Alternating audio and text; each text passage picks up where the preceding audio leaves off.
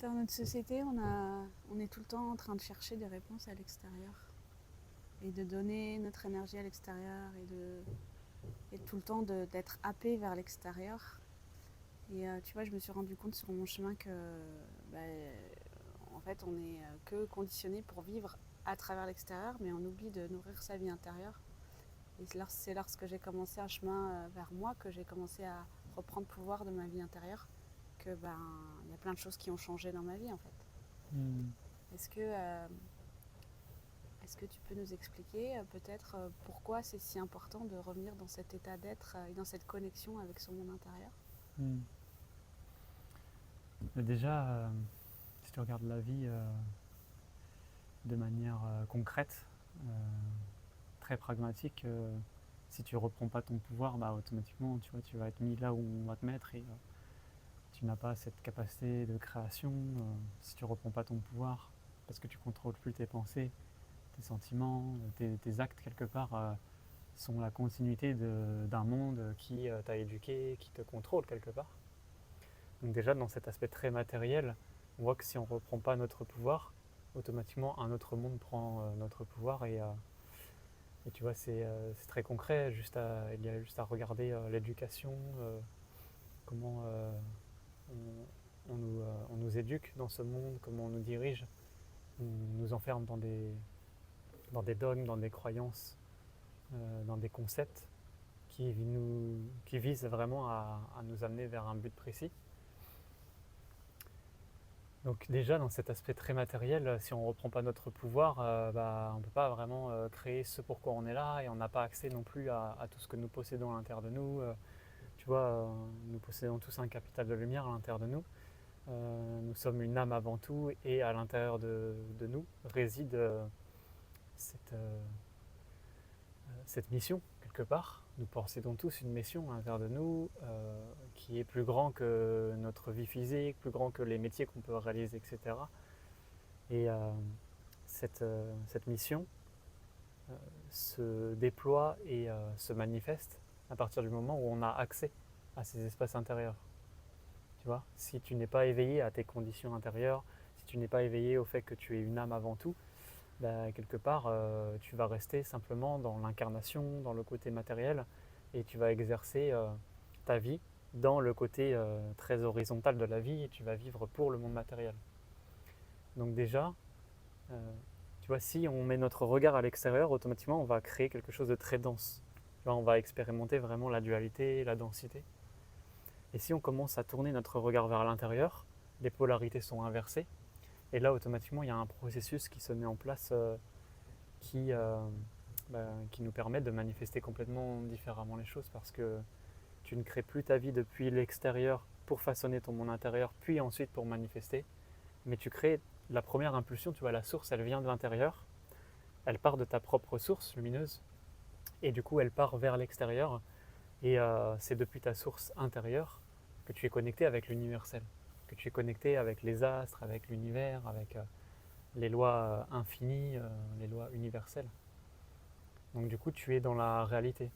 Tu vois, si tu regardes la nature, bah là, toujours cette graine qui ensuite expanse, se propage, tu vois, il y a plein de graines et puis après ça crée d'autres systèmes, tu vois. Et bah c'est pareil pour nous. Sauf qu'aujourd'hui, l'humain, tu vois, il fait l'inverse. Il se focalise sur l'extérieur, il façonne sa vie intérieure et du coup, bah, qu'est-ce qu'il crée? Il n'a pas cette possibilité d'expanser, de propager ses offrandes et d'émaner comme ça à travers son être parce qu'il n'a pas accès à la totalité de son être. Et, et tu vois, le regard, quand il est vers l'intérieur, alors tu mets du pouvoir, de l'énergie sur cette graine qui va commencer à s'expanser, tu vas la nourrir, tu vas la faire grandir, tu vas avoir accès à des capacités, à, à des, ouais, à des capacités à l'intérieur de toi, tu vois. Reprendre le contrôle de tes pensées, c'est tout un organisme, tu vois. Tu dois vraiment apprendre à contrôler ce système, à reprendre le pouvoir de ce corps en fait qui est un corps subtil et que tu dois nourrir et que tu dois faire grandir. Parce que si tu ne prends pas conscience de toutes ces choses-là à l'intérieur de toi, tu vas. Et en fait, ces organismes ils vont s'atrophier. Tu n'auras pas cette capacité de connecter à une conscience très haute, vibratoirement. Dans tes sentiments, tu n'auras pas cette capacité de faire l'expérience de sentiments divins, de sentiments supérieurs. Tu vois, et pareil pour l'action, tu vas plus être dans la non-action que l'action inspirée par un monde supérieur et initiée par plus grand, tu vois. Tout ça, c'est des corps que nous avons besoin de reprendre en main, parce que souvent on les a délaissés, ils se sont atrophiés, et du coup quand ils s'atrophient, automatiquement l'énergie elle est mise à l'extérieur. Et dans ce processus-là, eh bien, l'humain qui est incomplet va chercher la complétude à l'extérieur, à travers des situations, des circonstances de vie, en croyant que c'est à travers l'extérieur, c'est à travers l'épanouissement personnel, l'épanouissement au travail, l'épanouissement dans la famille, matériellement, qui va pouvoir être complet. Alors que l'extérieur est toujours un reflet de cette lumière intérieure. Et quand tu es dans le reflet, tu es automatiquement dans l'ombre. Il y a la lumière et il y a l'ombre. Donc tu vis dans la lumière projetée. Quand tu es à l'extérieur, dans la densité, dans le monde physique, que tu mets ton regard sur ça et que tu fais grandir tes projets parce que tu vois, tu mets de l'énergie, tes pensées, tes sentiments envers le monde extérieur, et bien automatiquement, tu vois, il n'y a pas d'issue, il y a pas d'ennoblissement, il n'y a pas de quelque chose qui va grandir parce que tu restes que dans le côté éphémère et mortel, mais dans un monde qui est déjà fini, qui est une conséquence. Ce monde est manifesté parce que il est la continuité de notre vie intérieure et de cette lumière primordiale. Donc, si on est vraiment orienté vie extérieure, on va chercher la complétude à travers des circonstances de vie, mais ça ne nous rendra pas heureux. Et c'est pour cela qu'à la fin de notre vie, généralement, on a des regrets parce que on a mis toute notre énergie et on a mis tous nos espoirs en fait à travers le monde extérieur, comme je disais, à travers la famille, à travers le travail et tout ça. Alors qu'en fait, ce sont simplement des conséquences. Si tu veux avoir une famille harmonieuse qui correspond à tes valeurs, tu dois d'abord en amont comprendre quelles sont tes valeurs. Tu dois aller voir à la racine, qu'est-ce qu'il y a, tu vois. C'est toujours depuis la racine que tu vas pouvoir créer un bel arbre. Et donc, tu ne peux pas vouloir quelque chose à l'extérieur qui correspond quelque part aux branches, aux fleurs, aux feuilles. Si dans les racines, tu ne sais pas vraiment ce que tu veux et qui tu es. C'est pour ça que depuis ta vie intérieure, tu peux savoir qui tu es véritablement et reconnecter avec la complétude de ton être parce que ta personnalité, c'est juste un élément. Mais ce que tu ne vois pas à l'intérieur de toi, c'est l'autre moitié, on va dire. Tu vois, l'accès à la vie supérieure se vit depuis son monde intérieur, depuis cet espace qu'on peut caractériser d'infini, de non manifesté. Quand tu travailles sur toi intérieurement, tu découvres des parts de toi qui n'appartiennent même pas à ce monde, qui n'appartiennent pas à cet espace-temps, qui appartiennent à d'autres réalités, à des multidimensionnalités, à d'autres vies, tu vois. C'est là où réside ton capital de lumière. Et en mettant le focus dans ta vie intérieure et en cherchant à maîtriser ta vie intérieure, pourquoi la maîtriser? Parce qu'on est constamment influencé vis-à-vis des circonstances, les tentations de l'extérieur et tout ça, ce qui nous détourne, qui détourne notre regard en fait de ce focus vraiment ciblé dans notre vie intérieure. Et c'est ce qui fait qu'on crée la dysharmonie et l'incohérence. Parce que la moitié, plus de la moitié de notre temps, de notre énergie est investie dans le monde extérieur. Et du coup, on attire une réalité dense. On ne peut pas trouver la complétude ici. C'est lorsque l'être est complet dans son intégrité, dans ce qu'il est profondément, déjà dans sa posture, dans son enracinement, tu vois, dans sa stabilité. Il sait qui il est, il vit avec son âme, il sait ce qu'il porte à l'intérieur de lui, il va chercher à découvrir vraiment ses vertus, ce qui le compose. Il va chercher à comprendre qui il est au-delà du personnage. Et à partir de là, déjà, il commence à avoir une bonne base pour construire dans la vie. Il a une bonne base pour commencer à se projeter à l'extérieur. Tu vois, la lumière, elle est quelque part bien entretenue, bien préparée. Et du coup, cette lumière, elle va projeter à l'extérieur une forme dans le monde matériel qui va donner une consistance, une réalisation en fait, une concrétisation qui est toujours alignée à ce feu, à cette lumière qui est entretenue à l'intérieur. Donc on est dans des illusions si on croit qu'on va manifester de belles choses à l'extérieur, si à l'intérieur de nous, c'est tout éteint, c'est camouflé, tu vois, il y a juste une petite étincelle qu'on n'entretient pas.